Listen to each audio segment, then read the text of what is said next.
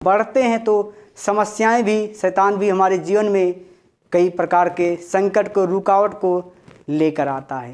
वो सेवा में जाने के दौरान उसके तीसरे दिन ही मेरी पत्नी की अचानक से मृत्यु हो गई।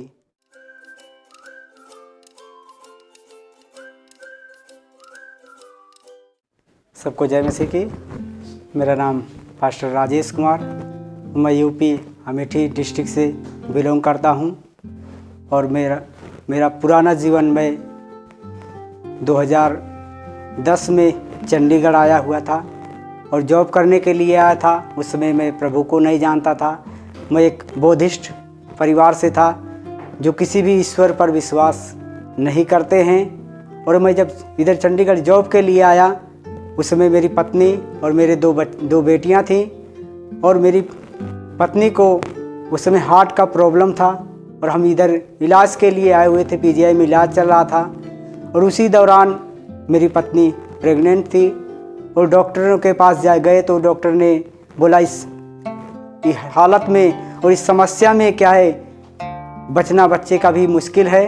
और इस समय परेशान डॉक्टर ने भी जवाब दे दिया था, बोले हमारे बस का कुछ भी नहीं है। उसी समय मुझे यहाँ पर प्रभु के बारे में पता लगा कि प्रभु की आराधना होती है और वहाँ पर जाने से परमेश्वर क्या करता है, हमारे सारे दुखों को दूर कर देता है। और हम प्रभु में आराधना और प्रार्थना में जाने लगे और प्रभु ने हमारे जीवन में अद्भुत रीति से कार्य किया। जो डॉक्टर जवाब देने वाले थे उसी हॉस्पिटल पीजीआई में परमेश्वर ने मुझे एक बेटे के साथ ब्लेस किया और परमेश्वर क्या किया, मेरे जीवन को पूरा परिवर्तित कर दिया। और हम उस समय 2012 में हमने प्रभु को अपना जीवन देकर उसे अपने जीवन का उद्धारकर्ता के रूप में ग्रहण कर लिया। समय बीतने के समय प्रभु ने मुझे दर्शन दिया कि उसकी सेवकाई के लिए मुझे जाना है। और बहुत से लोग जो मेरे अपने हैं वो डूब रहे हैं और मैं उन्हें बचाने के लिए कोशिश कर रहा हूँ। उस दर्शन के साथ मैंने प्रभु को अंगीकार किया और उसके लिए समर्पण किया कि परमेश्वर मुझे क्या करे, इस्तेमाल करे। उस समय 2014 में हमने बाइबल कॉलेज शुरू किया सेक्टर 30B में। और बाइबल कॉलेज करने के बाद मैं 2016 दिसंबर में मैं सेवा के लिए यूपी अमेठी ज़िले में पुनः वापस गया। और परमेश्वर में जब हम बढ़ते हैं तो समस्याएं भी, शैतान भी हमारे जीवन में कई प्रकार के संकट को, रुकावट को लेकर आता है। वो सेवा में जाने के दौरान उसके तीसरे दिन ही मेरी पत्नी की अचानक से मृत्यु हो गई और काफ़ी निराशा में चले गए थे। लेकिन परमेश्वर का वचन कहता है मैं तुम्हें कभी नहीं छोड़ूंगा। उस परमेश्वर ने मुझे उस समय भी क्या किया, संभाला और धीरे धीरे परमेश्वर ने क्या किया, मुझे आशीष किया। और वहाँ पर आराधना और प्रार्थना की शुरुआत इस प्रकार से हो गई। और समय बीतने के दौरान परमेश्वर ने जो कुछ, परमेश्वर का वचन कहता है जो कुछ तुमने खो दिया मैं सब कुछ तुम्हें वापस करने वाला परमेश्वर है। परमेश्वर ने मुझे फिर से एक पत्नी दिया और उसके द्वारा आशीष किया और वहाँ पर कलीसिया आरंभ हो गई। और वहाँ पर इस समय में वहाँ पे 20 से 25 परिवार जो हैं प्रभु की आराधना में उपस्थित हो रहे हैं। और वहाँ पर स्थानीय कलीसिया के साथ साथ एक सुल्तानपुर डिस्ट्रिक्ट में भी, जहाँ पर अभी 5 परिवार के साथ बृहस्पतिवार को भी आराधना वहाँ पर चलती है। परमेश्वर ने कई अद्भुत कार्यों के द्वारा और परमेश्वर ने क्या किया, मुझे आशीष किया। मैं बचपन से ही मुझे समस्या थी कि मैं स्कूल में जब भी जाता था उस समय बीमार पड़ जाता था। लेकिन परमेश्वर ने समय के बढ़ते समय जब प्रभु ने मुझे आशीष किया, परमेश्वर ने मुझे चुना, उस समय उसने हमें पढ़ना भी नहीं आता था, हम हिंदी भी ठीक से नहीं पढ़ पाते थे।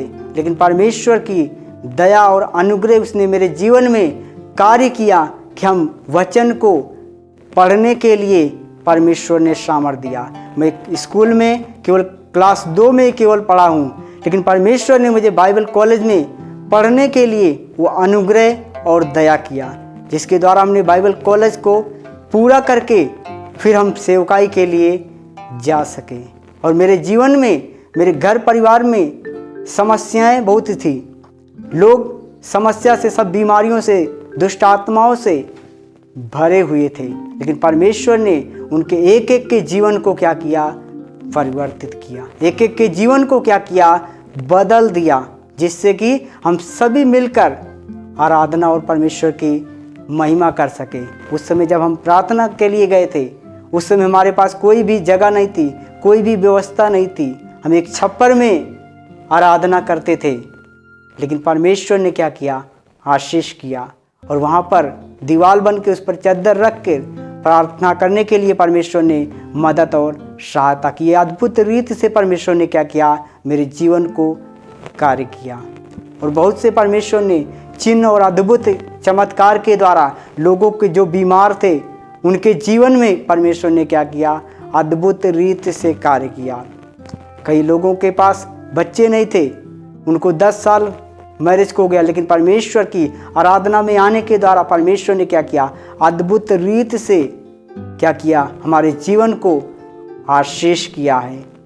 लोग समस्या जो, क्योंकि हम जिस हिस्से से आए हुए थे, लोग ईश्वर को नहीं मानते थे। हम बोलते ईश्वर प्रेम करने वाला परमेश्वर, लेकिन वो बोलते परमेश्वर ने आपके जीवन में क्या किया?